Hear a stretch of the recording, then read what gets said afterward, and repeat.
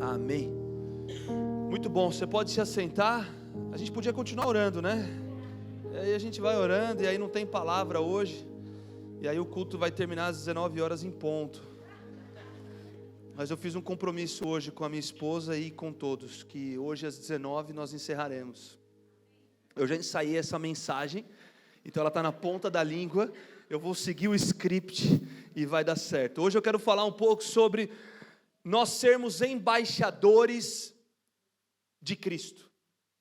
Embaixadores de Cristo. Eu não sei se você tem aí a tua Bíblia na tua mão. Se você tiver, eu vou pedir para você abrir a Bíblia em 2 Coríntios 5:20. Alguém abre aí 2 Coríntios 5:20, por favor. Alguém não, todos. Se você não está com a tua Bíblia, pega da pessoa do lado. E fica a dica para a semana que vem você vir com a tua Bíblia para o culto. 2 carta aos Coríntios 5:20.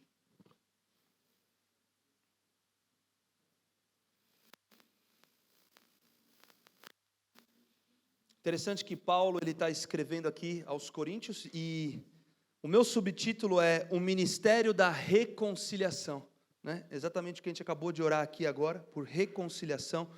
Tem a reconciliação do homem com Deus e também essa reconciliação que a gente acabou de orar, que é da pessoa que já caminhou com Deus, mas se desviou dos caminhos de Deus e agora ela precisa voltar para os caminhos de Deus, né? Então, o que Paulo está falando aqui é sobre a reconciliação do homem com o Senhor. E aí no versículo 20 ele fala assim: portanto, somos embaixadores de Cristo, né? E eu estava lendo essa passagem e Deus começou a falar comigo sobre a nossa responsabilidade, né, de sermos embaixadores de Cristo. O Esdras pregou recentemente uma mensagem que era embaixadores do reino. Hoje eu vou pregar sobre embaixadores de Cristo, né? Paulo fala em Efésios 6 também sobre nós sermos, que ele era um embaixador do Evangelho. Então, para nós entendermos sobre essa questão de sermos embaixadores, a gente vai ter que entrar na especificação do que um embaixador faz. E eu não sou um embaixador aqui terreno, nós somos embaixadores de Cristo, mas o embaixador, ele carrega algumas responsabilidades, né? O embaixador dos Estados Unidos lá em Brasília, ele carrega uma responsabilidade. A gente precisa entender o porquê a palavra fala que nós somos embaixadores. O que é um embaixador? O que faz o embaixador? Para a gente poder agir de acordo com aquilo que o Senhor espera que nós sejamos, né? Mas antes de entrar nesses detalhes, eu queria lembrar também de uma outra palavra que a pastora Pâmela pregou, que foi pré-Páscoa, pré-domingo de Páscoa. Quem lembra o título da mensagem? Tetelestai, né? Que significa está consumado. Agora, o que é que está consumado? O sacrifício de Cristo na cruz, a entrega dele na cruz. Mas nesse tetelestai a gente precisa entender o que é que significa estar consumado. E para isso a gente precisa entender não somente o que Jesus fez por nós lá na cruz, mas também o que a cruz fez com o diabo. E aí a gente vai entender o está consumado. Tem um livro muito legal que eu queria recomendar a leitura, se você gosta de ler. Aqui fora nós temos uma loja e você vai poder, inclusive acho que tem lá, né? O Lucas talvez vai me falar se tem, que é o Eclesia, do Ed Silvoso, né? Eu estava relendo esse livro e montando essa pregação, essa frase que eu acabei de ler, né, de que nós precisamos entender o que significa estar consumado, e para isso nós temos que entender que não somente o que Jesus fez por nós na cruz, mas também o que a cruz fez com o diabo. Está lá nesse livro, o Ed Silvoso, ele fala sobre isso, né? E para isso, precisamos entender que existe uma responsabilidade individual e uma responsabilidade coletiva. Eu já preguei sobre isso também, já falei um pouco sobre o reflexo que é nós vivermos uma vida com o Senhor em comunidade, né, ou melhor, individualmente, e vivermos uma vida com o Senhor em comunidade, a relação que existe entre essas duas questões, o indivíduo e o coletivo. né? Quando a gente vai ver a grande comissão, que foi até quando o Esdras pregou, ele falou sobre isso, né? Ele falou sobre a grande comissão. Quando a gente lê a grande comissão, a gente tem que entender que ela não é a grande sugestão, tá bom? A grande comissão, ela é a grande comissão. E você dar uma sugestão é diferente de você dar um comissionamento. Uma sugestão, eu vou te dar um exemplo. Eu lembro do dia que eu estava saindo com a minha esposa para ir para o cinema e ela olhou para mim dentro do elevador e ela falou assim: aonde você vai vestido desse jeito? E obviamente eu não estava tão elegante quanto hoje, até porque foi ela que me vestiu hoje. Mas eu estava eu falei assim: amor, como assim, aonde a gente vai? Na verdade eu falei chuchu. Como assim, onde a gente vai? E aí ela falou assim, dava para ver na cara dela o desespero de andar de mão dada comigo pelo shopping, só pela forma que eu estava vestido. E ela falou assim: amor, na verdade ela falou: chuchu, você não usa camisa xadrez com calça listrada. E eu olhei e falei: eu acho que não usa mesmo. E naquela hora ela me deu uma sugestão. A gente subiu pelo elevador, ela falou assim: olha, quando você usar uma camisa xadrez, você coloca uma calça lisa. Se você usar uma calça listrada, você põe uma camisa lisa. Para algumas mulheres foi óbvio, para alguns homens foi E ela me deu uma sugestão. Claro que eu, como bom marido, eu acatei a sugestão dela. Mas sugestões são sugestões, né? Você pode até ter uma sugestão de várias coisas na tua vida, mas o que o Senhor está falando na grande comissão, aliás, só defendendo os homens, mulheres, presta atenção, homens pensam assim: ele abre o guarda-roupa e ele pega a camisa que ele gosta, ele abre a gaveta, ele pega a calça que ele gosta, na cabeça dele se eu gosto da camisa, eu gosto da calça, está tudo bem, está tudo certo, tá bom? Fecha parênteses. E aí o que acontece? A sugestão, ela é algo que você pode ou não fazer. Mas quando Jesus nos dá a grande comissão, Ele está nos comissionando para algo, nós temos a responsabilidade de viver aquele algo.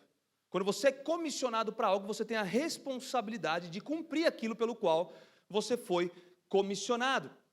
E quando a gente fala da grande comissão, a gente vê lá na grande comissão de Marcos, depois você pode ler em casa com calma,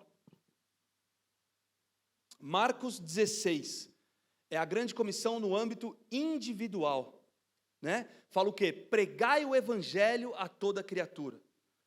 E quando você vai ler a mesma grande comissão no livro de Mateus, que é lá em Mateus 28, anota aí, Marcos 16, Mateus 28, você vai ler essas duas versões da grande comissão, e você vai ver que na grande comissão de Mateus, capítulo 28, já não é mais uma versão tão individual, é uma versão mais coletiva, porque ele fala, fazer discípulos das nações.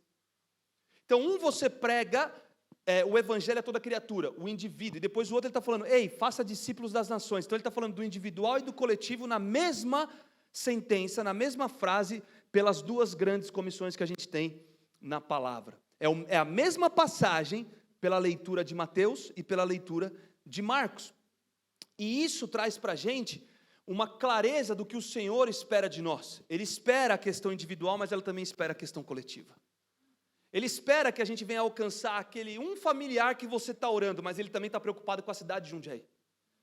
Ele está querendo alcançar através de você aquela pessoa que trabalha com você, aquele indivíduo, mas ele está preocupado com o todo também, né? Então, quando a gente pensa sobre isso, a gente vê Jesus deixando as 99 para ir cuidar de uma ovelha.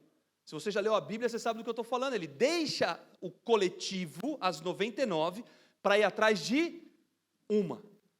Mas aí tem uma outra passagem também, que Jesus está preocupado com o coletivo, ao ponto dele pegar, meu amigo, deixa eu te falar, ele pega a lancheira da criança para multiplicar e alimentar a multidão. Ele pega daquela uma criança, e estava andando por ali, e de repente moscou ali, e sobrou ali um pouquinho de pão, um pouquinho de peixe, caiu na mão de Jesus, ele tira daquele para alimentar o todo, e ainda sobra 12 cestos cheios. Então você entende que existe uma relação indivíduo-coletivo?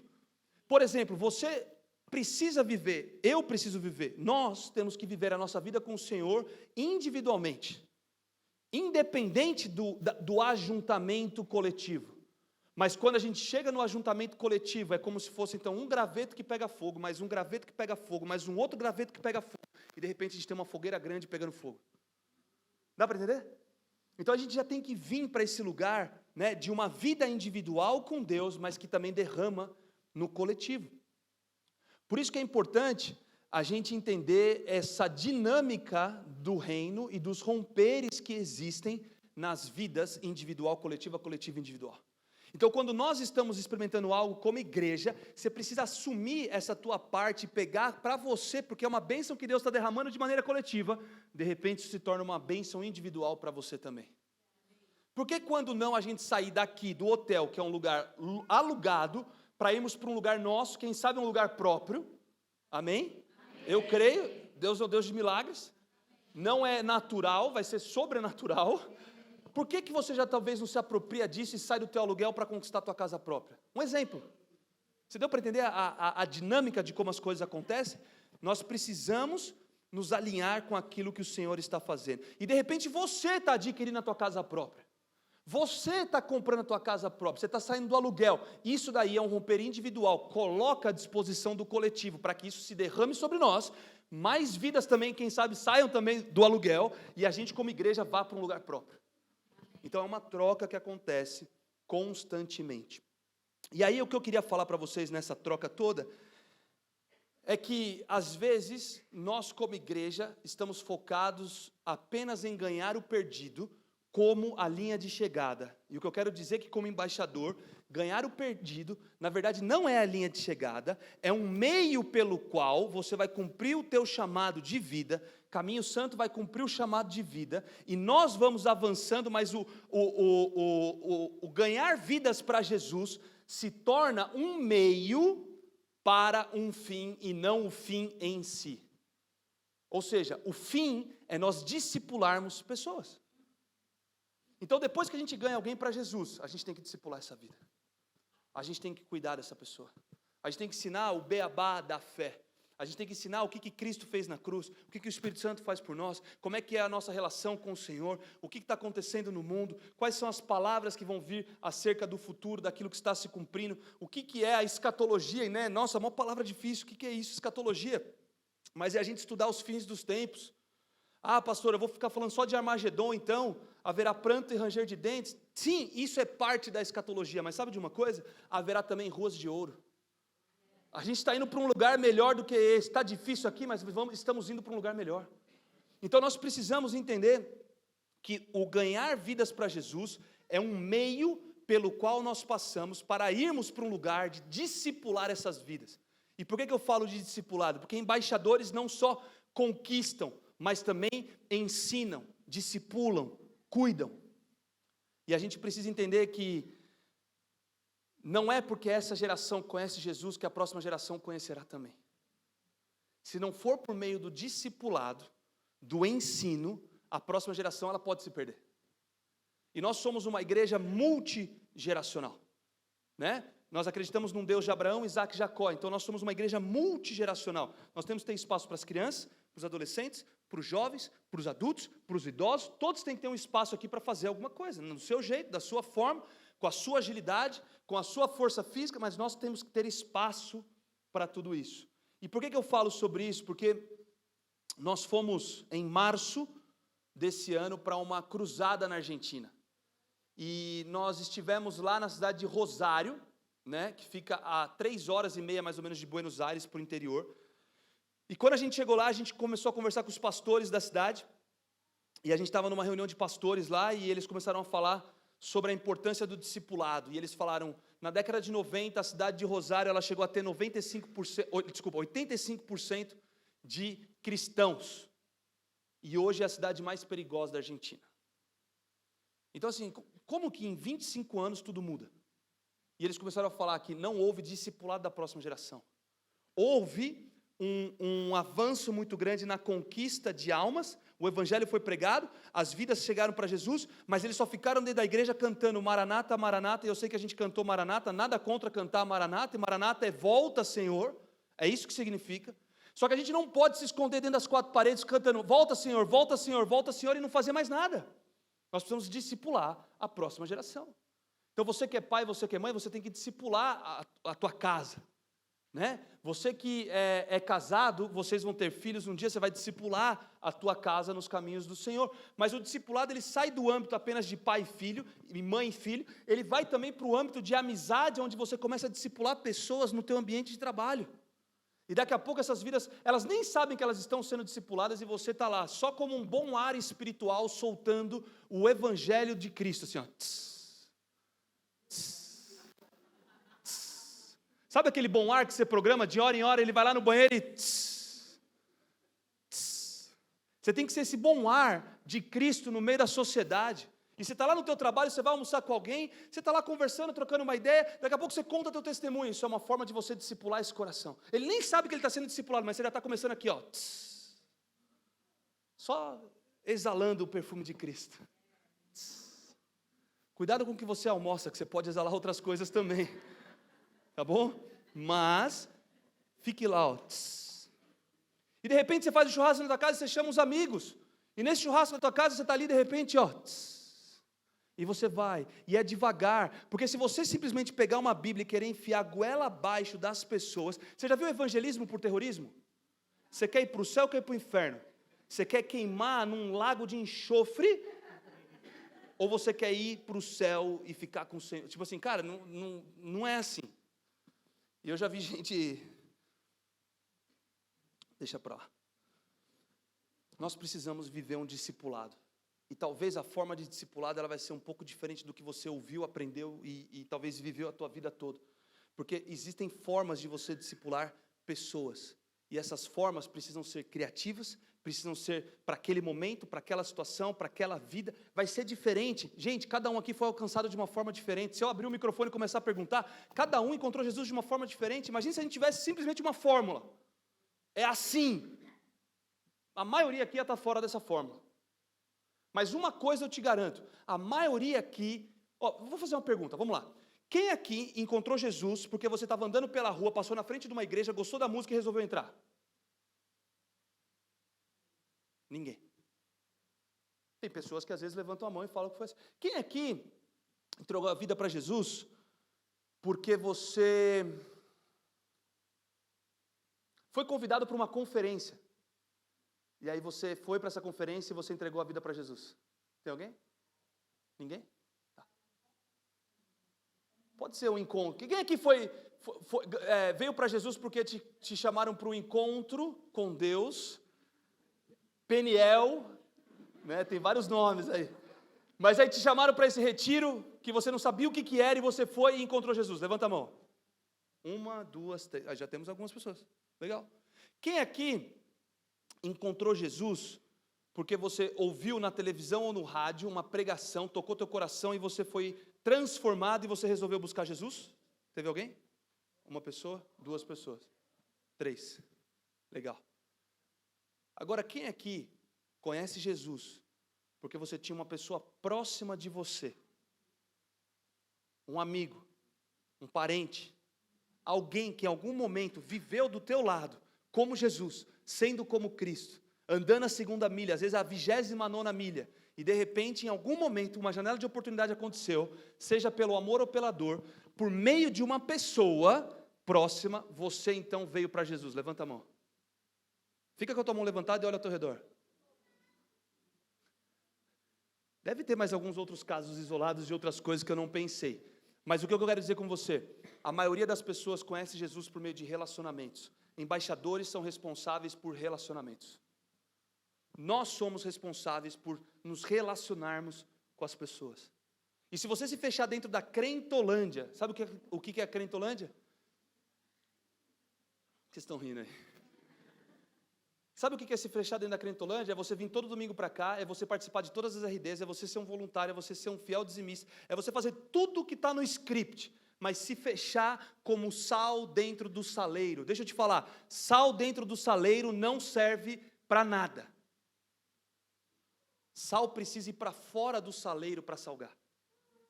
O sal dentro do saleiro não salga aquela picanha que você quer comer. Quem entende o que eu estou falando aí? Então nós precisamos, como sal, sim, nos reunirmos dentro do saleiro, porque sal no chão, disperso, não serve para nada também. Nós precisamos estar reunidos, mas com um objetivo. Nós precisamos sair desse lugar saleiro chamado igreja, chamado Crentolândia, e sairmos desse lugar para irmos conhecer e conversar com as pessoas que não conhecem Jesus. Sim, se relacione e tenha comunhão com os irmãos da fé, isso é muito importante, é muito bom, faz parte do processo. Mas entenda, você também é chamado para fora. Eclesia significa chamados para fora. Eclesia é o termo grego para igreja. Nós somos chamados para fora. O que a gente está fazendo então dentro da Crentolândia? Dentro da Crentolândia, você vem aqui para ser equipado, para ser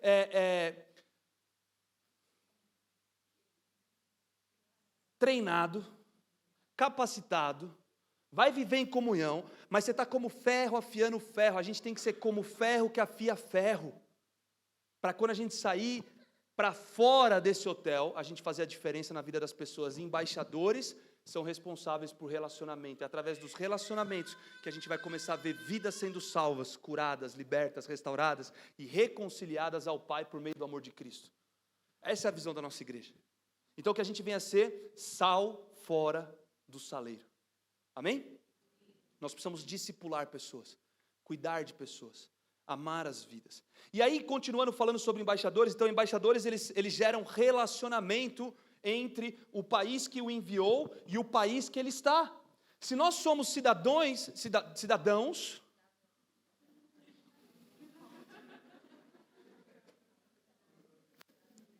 eu até engasguei aqui. Depois a gente edita isso aqui, né? Se nós somos cidadãos, fala para a pessoa, você é um cidadão celestial.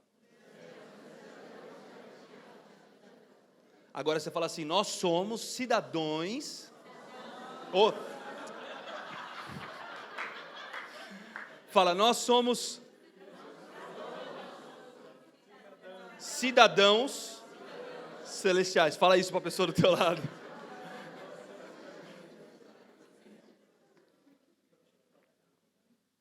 Então, se nós somos representantes de Cristo aqui na terra,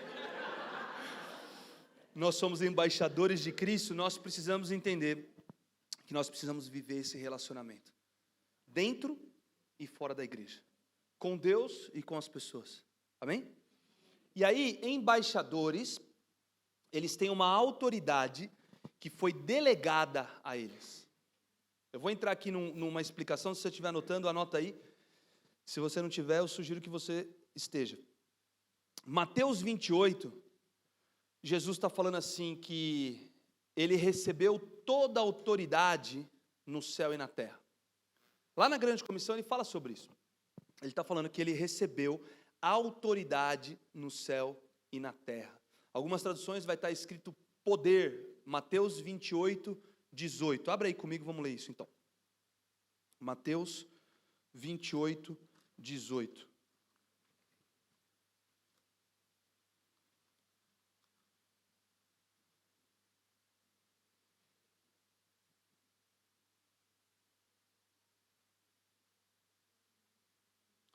Jesus, aproximando-se, falou-lhes dizendo, toda a autoridade me foi dada no céu e na terra. Algumas traduções falam poder. Alguém tem poder aí? Algumas pessoas, né? Poder e autoridade, vocês vão entender quando eu trouxer aqui a explicação da palavra, né? O original dessa palavra, ela é exousia, tá bom? É quando você tem uma autoridade delegada. O que é exousia? Um policial, ele tem a autoridade delegada para ele para prender pessoas. Ele tem exousia para exercer aquela autoridade, aquele poder. Deu para entender? Mas existem outras traduções, ou melhor, existem outros significados da mesma palavra, quando a gente lê no português, poder ou autoridade. No original tem outras especificações. Por exemplo, tem um momento em que é um poder sobrenatural agindo aqui na terra. Atos 4:33. Com grande poder, os apóstolos davam testemunho de Cristo. Esse poder que os apóstolos davam ali, testemunho de Cristo, não é o poder de autoridade que foi delegada, não é exousia, é dunamis. Então, quando você lê aquele poder, é diferente desse poder que a gente leu agora. Deu para entender aqui? Então existe esse poder, né? essa ação do Espírito Santo agindo aqui na terra, e aí a gente vai achar no original dunamis. Mas tem um outro poder, uma outra força que você também pode carregar, que é a força física, e quem vai para a academia não tem o poder de exousia, porque você não delega que os pesos façam sozinho. Você não tem o poder dunamis, porque você simplesmente mentaliza e os pesos fazem o exercício para você. Isso daí é coisa do X-Men, deixa lá. Você tem força física, você tem poder nos seus músculos, força na tua musculatura, e o original é ischuros. É isso que significa. Lá no original, quando você vê força física, tá bom? É um poder que você tem de força física. Você tem poder para pegar, força para pegar aquele peso e fazer o exercício. E tem um outro poder, autoridade que está na Bíblia, que é kratos. Então, o primeiro é exousia, que é uma autoridade delegada. O segundo é dunamis, que é quando o Espírito Santo está agindo aqui na terra. O terceiro é a força física, que é ischuros. E aí me corri se eu estiver errado, mas eu não sei falar ainda grego. Aprenderei em nome de Jesus. Então, eu posso estar falando com alguma entonação meio brasileira, aportuguesada. E tem kratos, que é domínio. E o domínio é o seguinte: quando, por exemplo, os romanos, eles chegam para dominar uma região, eles estão exercendo um domínio sobre aquela região, eles estão exercendo kratos sobre aquela região. Essas são as definições que a gente vê de poder e autoridade na palavra. Agora, o que é importante a gente entender? Quando Jesus, ele está lá em Lucas 10, 19, abre a tua Bíblia aí, Lucas 10, 19.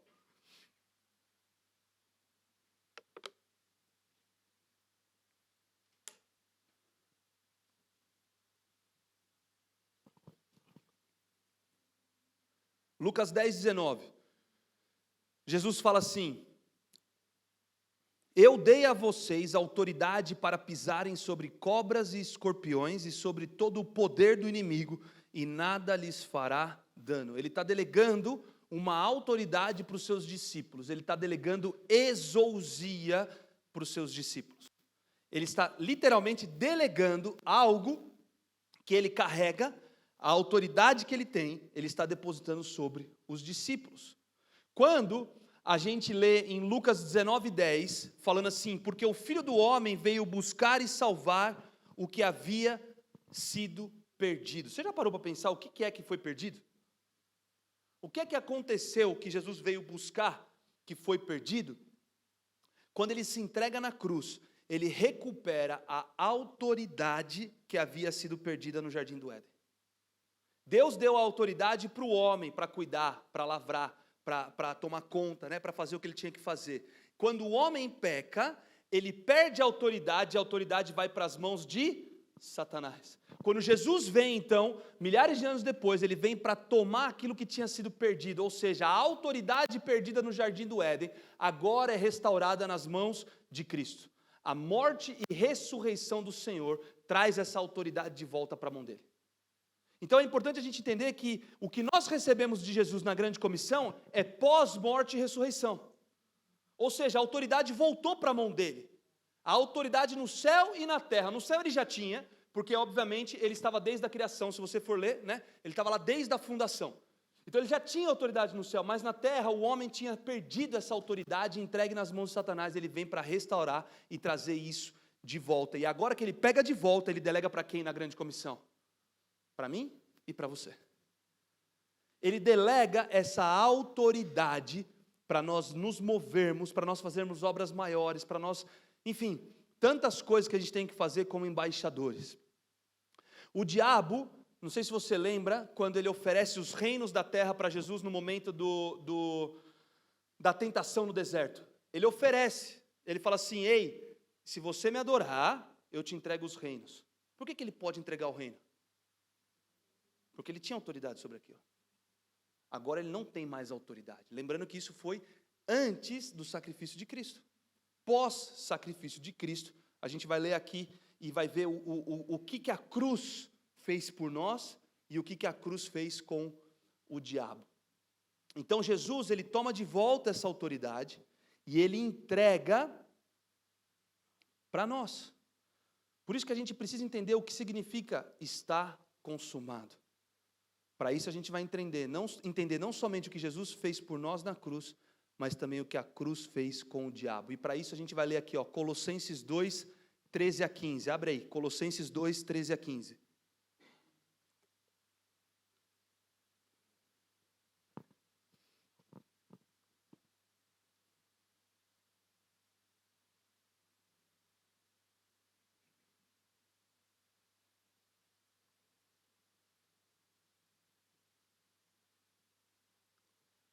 Colossenses 2, 13 a 15. Quando vocês estavam mortos em pecados e na incircuncisão da sua carne, Deus os vivificou juntamente com Cristo. Ele nos perdoou todas as transgressões e cancelou a escrita de dívida que consistia em ordenanças e que nos era contrária. Ele a removeu, pregando-a na cruz. Para por aqui. Isso aqui é no âmbito do que Cristo fez por nós na cruz. Olha que lindo, ele pegou a escrita de dívida que estava contra nós, ele pregou na cruz por meio do perdão dos nossos pecados. Então é isso que Jesus fez por nós na cruz, ele nos reconcilia com o Pai, apagando, removendo a escrita de dívida, pregando-a na cruz. Mas logo em diante a gente continua no versículo 14 e fala assim: e tendo despojado os poderes e as autoridades, essa autoridade aí, se você for ver no original, é exousia. Então é uma autoridade que foi delegada. E aqui a gente está lendo que ela foi delegada para quem? Fez deles um espetáculo público, triunfando sobre eles na cruz. Então a autoridade que estava delegada para Satanás, Jesus triunfa, faz disso um espetáculo público e triunfa sobre eles na cruz. Então, no âmbito do que a cruz fez com o diabo, Jesus recupera a exousia, a autoridade delegada, e a gente precisa entender que agora essa autoridade está nas mãos de Cristo. O mundo jaz no maligno, é verdade. Teremos aflições, no mundo tereis aflições, mas tem de bom ânimo, porque eu venci o mundo. Essas são as palavras de Cristo para nós. A gente não pode parar nas meias verdades, a gente precisa viver a verdade completa. Então a gente precisa entender que havia uma autoridade, ela foi perdida, Jesus reconquista e ele entrega para nós de novo, novamente. Como embaixadores, nós precisamos viver debaixo dessa autoridade, dessa exousia que foi delegada para nós. Quando a gente vê Jesus falando está consumado, a gente precisa entender que não foi um suspiro de agonia de Cristo, mas sim foi um clamor triunfante da vitória dele sobre o diabo. E às vezes a gente olha muito como um grito, um suspiro de agonia. É um clamor triunfante. Eu queria que você mudasse a sua lente para enxergar esse clamor triunfante da vitória de Cristo sobre o diabo. E embaixadores, caminhando para o final da mensagem, eu falei que eu ia terminar antes do horário, e eu vou terminar. Caminhando para o final, embaixadores, eles sabem quem são. Esse daí é o primeiro ponto que eu vou falar com você. Eles sabem quem são. Nós precisamos saber quem nós somos. Nós somos filhos amados. Nós somos filhas amadas. Você precisa carregar essa verdade, essa revelação no teu coração. Porque se você ficar andando cabisbaixo, você não vai viver a revelação de filiação e do bom pai que você tem. Talvez o teu pai terreno não foi um bom pai, mas você tem um bom pai celestial. Sabe?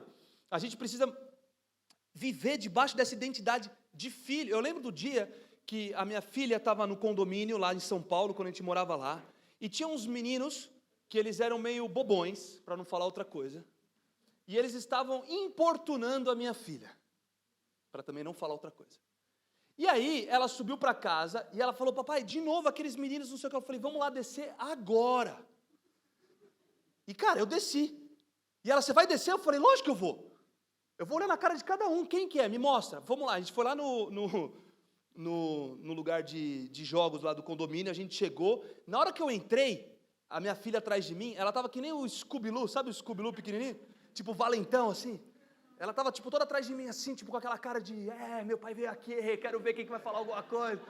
E eu entrei, eu nem dei boa noite, bom dia, boa tarde. Eu só falei, quem é que estava zoando a minha filha? Aí tinha um comendo pastel que ele fez assim, ó.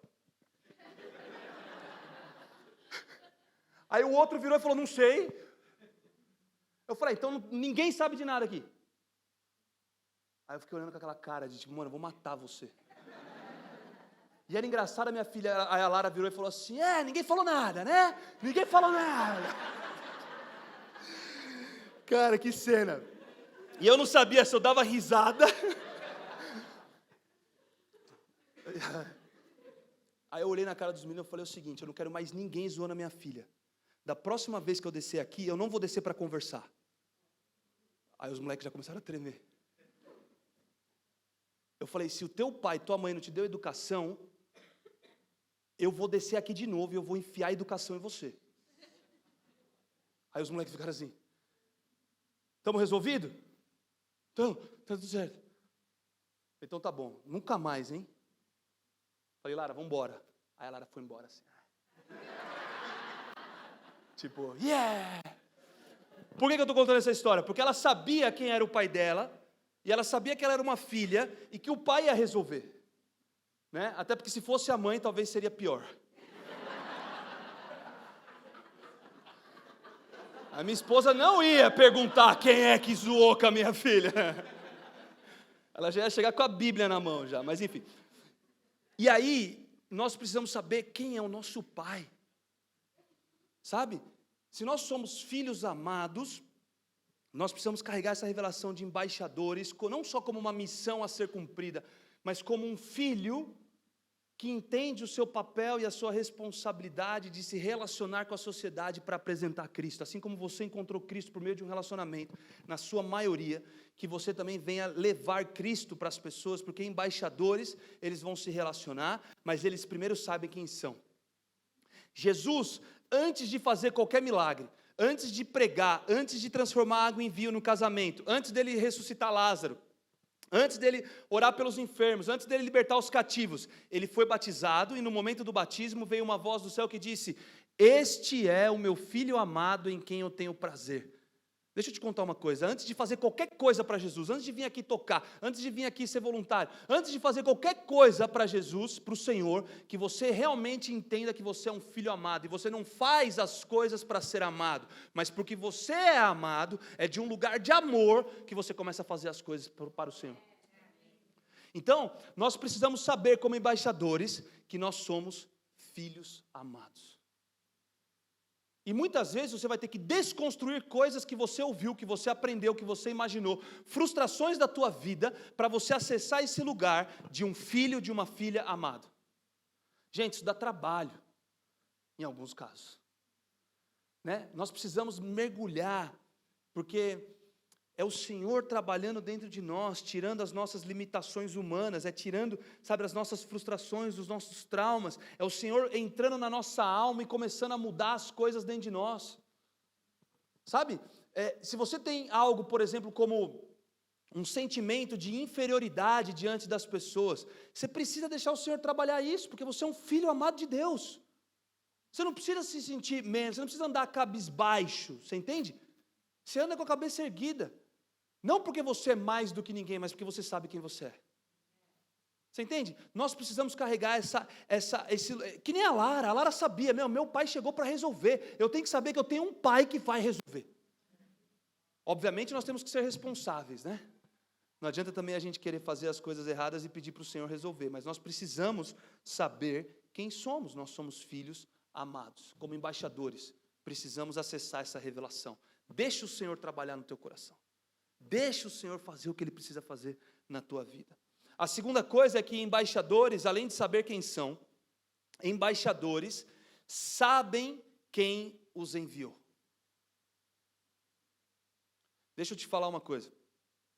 O embaixador sabe quem enviou, porque ele conhece aquele que o enviou. né?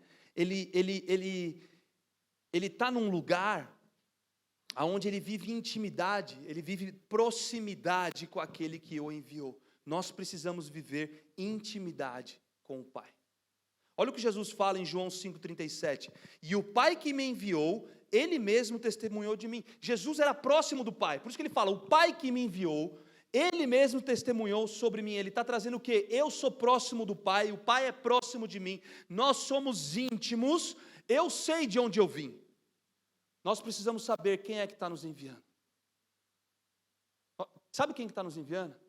O Jesus, que recuperou a exousia e delegou a exousia nas nossas mãos.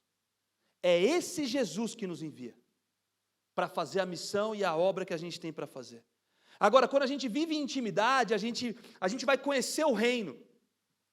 A gente vai saber que, eu não sei se você sabia, mas a embaixada dos Estados Unidos, lá em Brasília, não é território brasileiro. A embaixada dos Estados Unidos em Brasília é território norte-americano. Então, como embaixadores, nós precisamos saber que quando nós chegamos num lugar, aquele lugar se torna uma embaixada do reino de Deus. E se é uma embaixada do reino de Deus, deixa eu te explicar uma coisa. O que rege a embaixada dos Estados Unidos lá em Brasília não são as leis brasileiras, são as leis norte-americanas.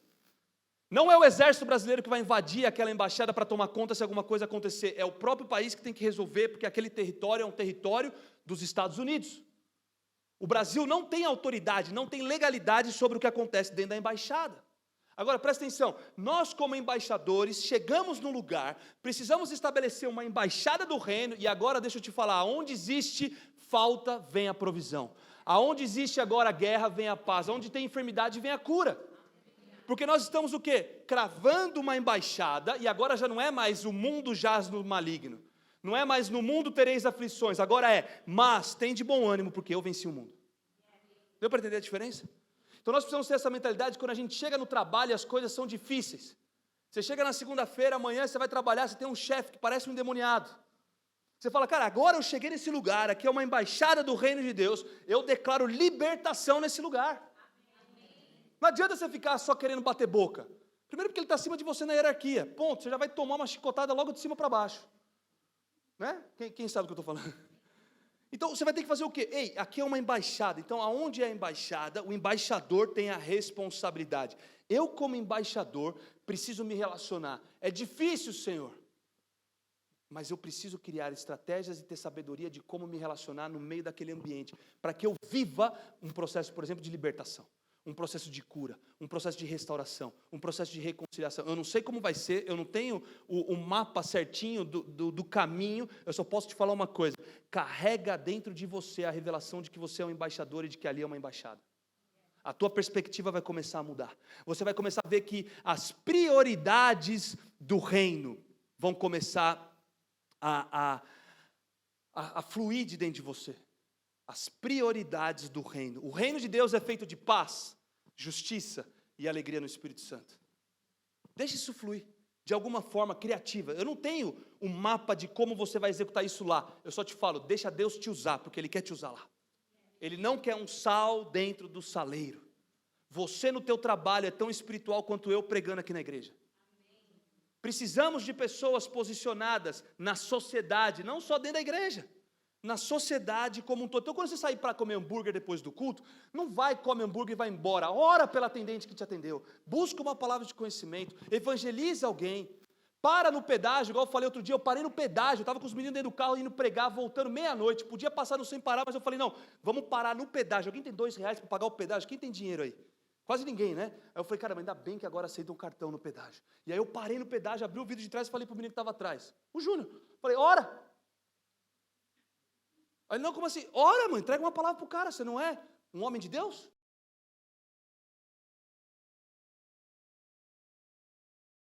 Abaixei o vidro e falei, ora. Aí depois que ele orou, o João estava no carro, aí o João pegou e falou assim, pô, mano, eu senti a mesma parada, velho, que loucura, eu devia ter falado. Eu falei, devia ter falado. Quantas vezes você não passa por isso na tua vida, você acha, devia ter falado, devia ter feito, devia ter orado. São oportunidades, diariamente, que a gente tem para simplesmente expressar Jesus para as pessoas. Defende as prioridades do reino. Como embaixador, você precisa saber quem você é um filho amado, uma filha amada. Saber quem te enviou. por meio de intimidade com o Pai, você vai começar a se relacionar. E você vai saber quem te enviou. Quais são as prioridades do reino. O que é que você tem que fazer. Cara, lê a Bíblia, você vai ver quantas coisas você tem que fazer. Não por um ativismo religioso, mas por um lugar de intimidade. Porque Deus faz em você, para fazer através de você. E por último, os embaixadores defendem as prioridades do reino. Por meio das disciplinas espirituais, você vai conhecer essas prioridades. Ora, jejua, leia a palavra, ora mais um pouco, jejua mais um pouco, leia mais a palavra. Ora mais um pouco, jejua mais um pouco, leia mais a palavra. E de repente a tua vida, o teu estilo de vida, de uma disciplina espiritual. Gente, é mais ou menos como quem quer perder peso. Deixa eu te falar, não tem milagre, embora você ache que tenha. Eu vou te dar uma conta. Faça exames médicos. Veja se tem alguma questão fisiológica que você precisa ajustar no teu corpo. Coma mais saudável e menos. Faça mais exercício físico. Durma bem. Você vai começar a longo prazo começar a ver o resultado no teu corpo. Tem coisas que são fisiológicas e precisamos de médicos para nos ajudar. Mas tem coisa que a gente tem que fechar a boca e parar de comer. Você quer comer um bacon e achar que não vai engordar. É bom bacon, eu gosto de bacon. Bacon é de Deus. Mas tem um limite, uma proporção muito pequena por mês para você se deliciar no bacon. Hambúrguer, gente, eu amo hambúrguer. Eu lembro quando eu fui para os Estados Unidos ano passado e eu chorei quando eu comi um hambúrguer. Você acredita nisso? Eu tava com tanta vontade de comer aquele hambúrguer específico. O dia que você for para os Estados Unidos, você precisa comer num lugar chamado Five Guys. É um lugar que eu amo. Infelizmente não temos Five Guys no Brasil. E infelizmente eu não vou tanto assim para os Estados Unidos quanto eu gostaria. E aí quando eu cheguei, eu lembro que a gente estava indo preparando a viagem, e eu falei assim, gente, quando a gente chegar, o primeiro hambúrguer que a gente vai comer vai ser Five Guys. E todo mundo, tá bom, vai ser Five Guys. Eu falei, não, a gente vai comer Five Guys agora. Tipo, a gente vai chegar e vamos do aeroporto comer Five Guys. Não vamos nem pro hotel porque é Five Guys, eu quero comer esse hambúrguer. A Pamela tava, a Nicole tava, a Lara tava. A gente pegou assim, eu peguei aquele hambúrguer, eu comi assim, ó. Começou a escorrer uma lágrima.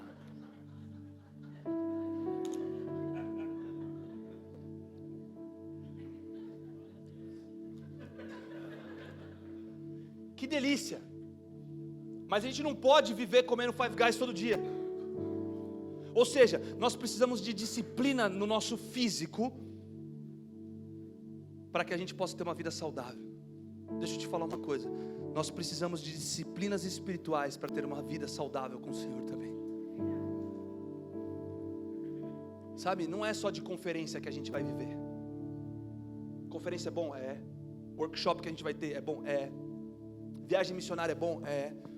É muito bom, não sou contra. Mas é um estilo de vida, uma disciplina espiritual que vai nos conduzir para esse lugar de realmente entendermos quais são as prioridades do reino. Você só vai saber a prioridade quando você estiver andando próximo daquele que te enviou.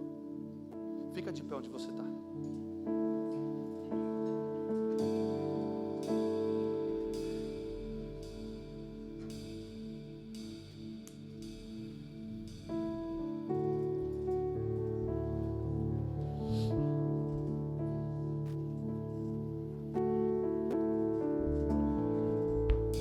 A palavra fala sobre nós conhecermos a verdade e a verdade nos libertar. Quem já leu isso na palavra? Nós precisamos levar a verdade para as pessoas. Como embaixadores, nós levamos a verdade do reino para as pessoas, e essa verdade vai começar a gerar libertação para as pessoas. Libertação de pensamentos, libertação de ideias, libertação de um lugar que era condenação para um lugar que é celestial, libertação de tantas coisas. E eu lembro do dia que a minha mãe, ela ficou refém dentro de casa. Recebeu uma ligação falando, sequestramos o teu filho. E aí a minha mãe falou: meu Deus, o César, cadê o César? Ele: é isso mesmo, é o César. E a minha mãe ficou dentro de casa por 4 dias, refém, executando as direções que a pessoa do outro lado da linha falava para ela. 4 dias vivendo sobre uma mentira. E eu vivendo a minha vida, trabalhando na igreja, fazendo as minhas coisas, indo para casa, cuidando da minha família. Mas porque a minha mãe, ela não pegou o telefone e ela falou assim: ei, calma aí, você sequestrou meu filho? Tá, desliga o telefone, deixa eu ligar pro meu filho,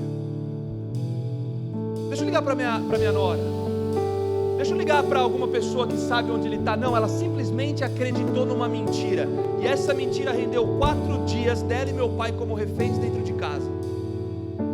Foi no banco, sacou dinheiro, fez depósito, fez transferência, pegou cheque especial, foi no shopping, torrou o cartão de crédito e o cara tudo com ela na linha.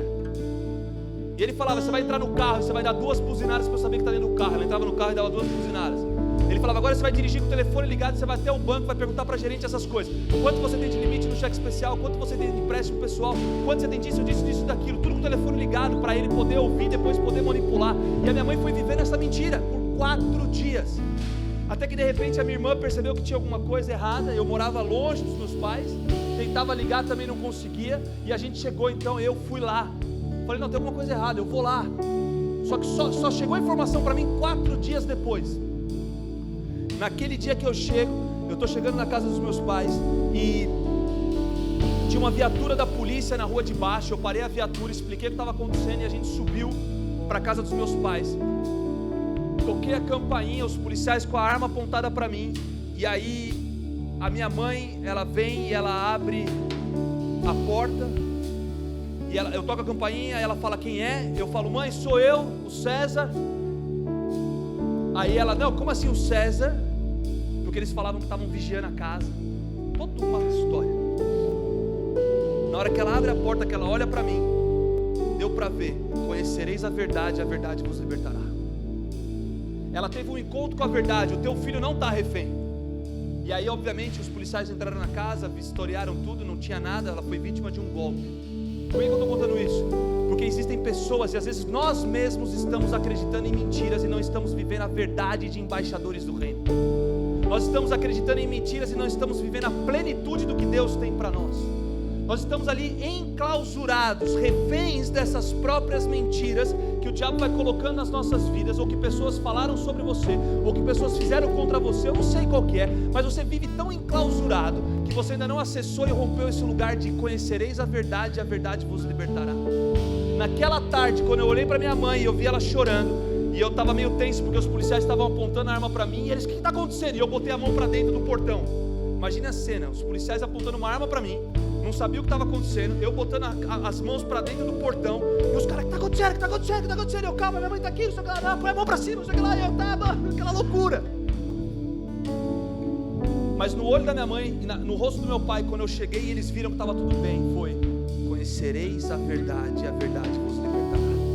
Eu sinto que essa é uma noite que o Senhor vai nos libertar de algumas mentiras, para que a gente viva a plenitude do embaixadores do reino que Ele tem para cada um.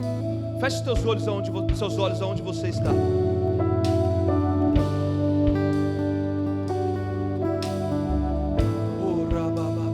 Senhor, nessa noite nós cancelamos as mentiras que temos acreditado.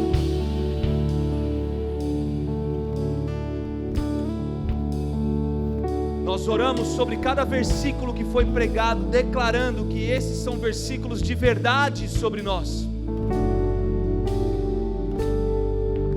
Nós oramos para que a nossa mente seja levada cativa ao Senhor. Tua palavra fala que nós temos a mente de Cristo, os pensamentos do alto. Então todo pensamento de derrota, de fracasso, eu cancelo agora em nome de Jesus. Declaro a verdade dos céus, de que você carrega a mente de Cristo.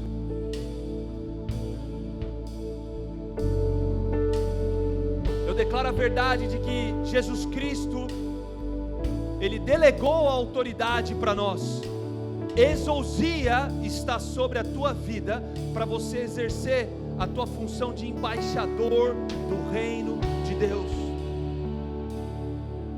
a autoridade foi delegada sobre a tua vida, e talvez você não se sente digno, mas é isso que o Senhor faz com você quando você entrega a tua vida para Cristo. Se Ele é o Senhor da tua vida, se Ele é o Salvador da tua vida, você é um embaixador, você é uma embaixadora, e você carrega a autoridade de embaixador do reino. Se posiciona como tal, erga a tua cabeça, e deixa o Senhor fazer através de você. Viva uma vida de arrependimento, acesse o perdão de Deus, mas se posiciona como aquele que vai se relacionar como sal fora do saleiro, para alcançar mais vidas, discipular vidas. Nós oramos essa noite, Senhor, para que tudo aquilo que está desalinhado com o Teu padrão celestial seja removido das nossas vidas.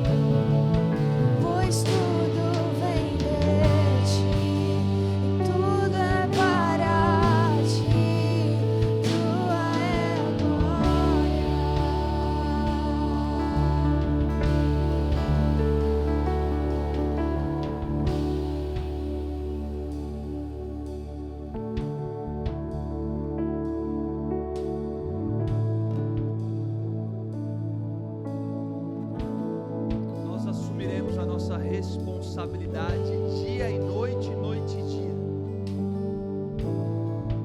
24 horas por dia.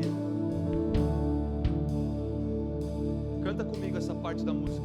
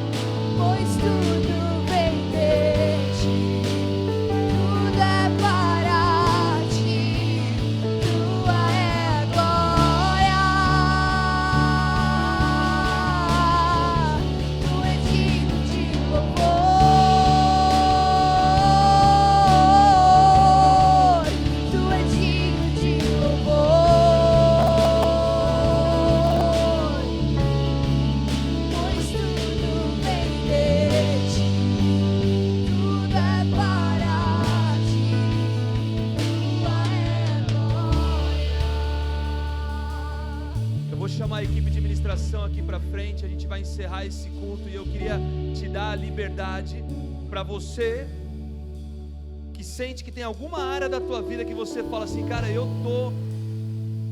parece que eu estou enroscado nisso aqui, como se você estivesse acreditando em alguma mentira e não estivesse dando espaço para essa verdade de Deus. Eu não sei qual é a parte do culto que tocou no teu coração, mas se você tiver algo no teu coração que você precisa de oração, eu não quero que você saia por aquela porta sem antes vir aqui na frente e pedir oração. A gente tem pessoas aqui para orar, e se começar a fazer uma fila não tem problema, a gente vai ter mais pessoas para orar, mas eu queria que você saísse desse lugar com esse sentimento de que aquilo que eu acreditava e que está desalinhado ao padrão celestial caiu por terra e ficou essa noite nesse salão. Você é um filho amado, uma filha amada.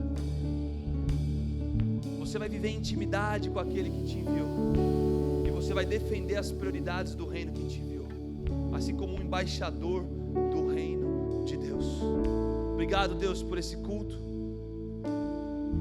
Obrigado por essa mensagem que o Senhor compartilhou com o Caminho Santo. Que nós venhamos viver essa realidade nas nossas vidas. Não é só um ajuntamento de pessoas que te encontraram, mas é um equipar dos santos para os dias que estão por vir. Nos direciona, Senhor, e nos enche de ousadia, em nome de Jesus. Amém. Amém. Dá uma salva de palmas para o Senhor. Ele é digno.